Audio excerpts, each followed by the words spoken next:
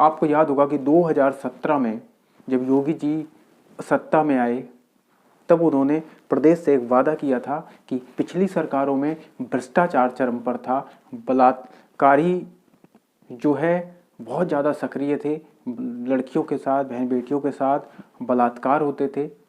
अब हम सत्ता में आए हैं तो हमारे प्रदेश से हम बलात्कारियों को और भ्रष्टाचारियों को और गुंडों को प्रदेश छोड़कर जाने के लिए मजबूर कर देंगे। अब उनकी जो जगह होगी वो या तो जेल होगी या फिर प्रदेश छोड़कर चले जाएंगे। सब लोगों को उम्मीदें जागी थी कि शायद अब योगी जी ने जब सत्ता संभाली है तो देश की जो प्रदेश की जो स्थिति है वो बहुत ज़्यादा अच्छी हो जाएगी।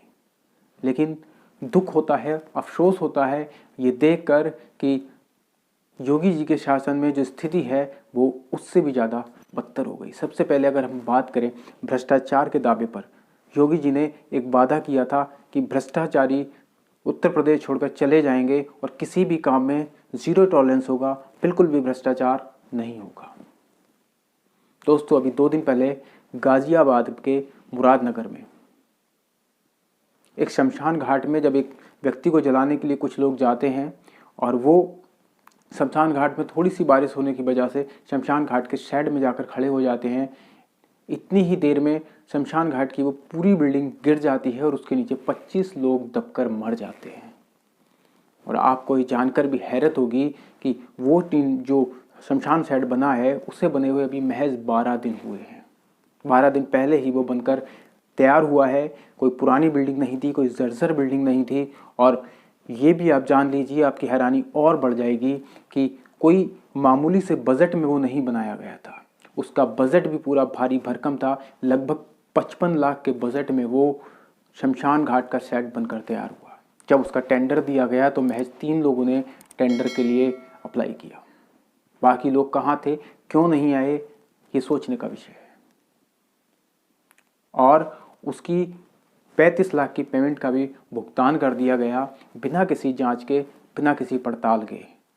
सब काम कागजी घोड़ों में दौड़ता गया। इंजीनियर ने भी बिना किसी जांच के उसको जो है क्लीन चिट दे दी।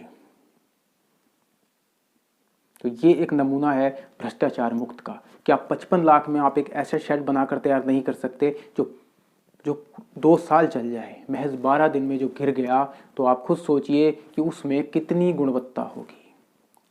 सीमेंट के नाम पर सिर्फ रेत लगाया गया, 1 क्वालिटी की ईंट के बदले सिर्फ पीला ईंट लगाया गया।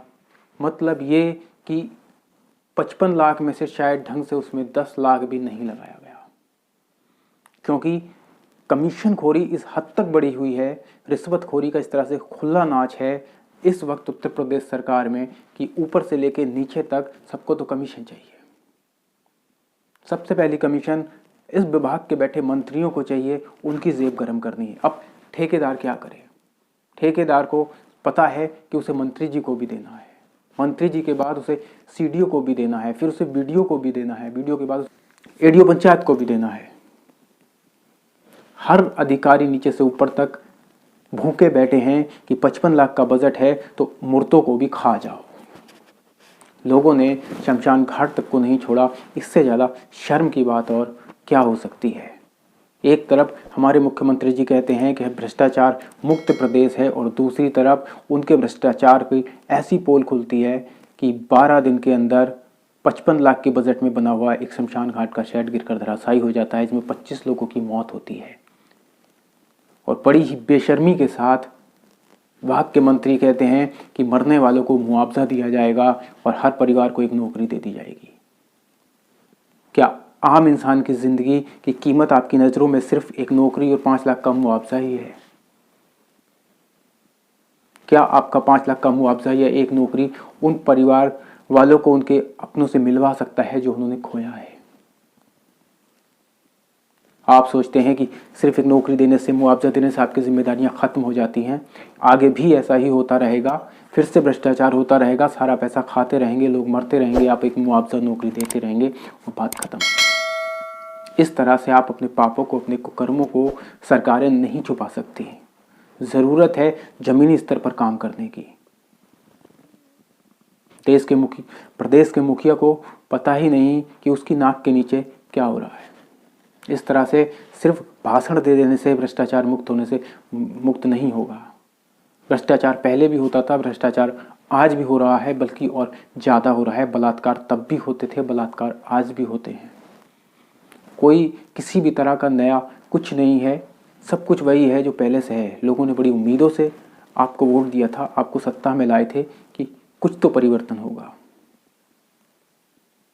हर चीज़ में कमीशनखोरी आज भी उसी तरह से है। इन 25 लोगों की मौत का जिम्मेदार आप किसे मानते हैं? सिर्फ एक इंजीनियर को सस्पेंड कर देने से और इंजीनियर को गिरफ्तार कर लेने से आप जिम्मेदारी से नहीं भाग सकते। दरअसल ये सिर्फ इनको गिरफ्तार कर कर आप असली जो जिम्मेदार लोग हैं, जो मौतों के जिम्मेदार हैं, उन्हें बचा रहे हैं।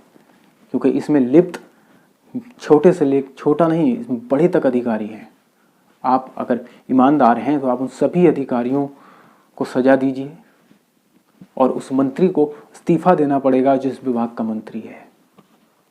आपको याद होगा कि लाल बहादुर शास्त्री के समय में एक बार रेल दुर्घटना हुई थी और उन्होंने अपने रेल मंत्री के पद से इस्तीफा दे दिया था, जबकि वो एक दुर्घटना थी और ये एक सामूहिक हत्या है। मैं इसे दुर्घटना नहीं मान सकता और कोई भी इसको दुर्घटना नहीं मानेगा, क्योंकि ये एक सामूहिक और सोची समझी हत्या है। अगर इसे मैं महाभारत के लाक्षागृह से जोड़ूं तो गलत नहीं होगा। जिस तरह से लाक्षागृह में दुर्योधन ने सभी पांडवों को मारने के लिए एक पूरी योजना थी कि जलकर मर जाएंगे, उसी प्रकार से ये भी एक पूरी योजना है। क्योंकि वो अधिकारी भी जानते थे, ठेकेदार भी जानते थे, सब जानते थे कि अगर इतनी घटिया सामग्री के साथ ही बनाया जाएगा तो ये दुर्घटना का कारण बन सकता है, और वो बना। तो इसे आप हत्या ही माने।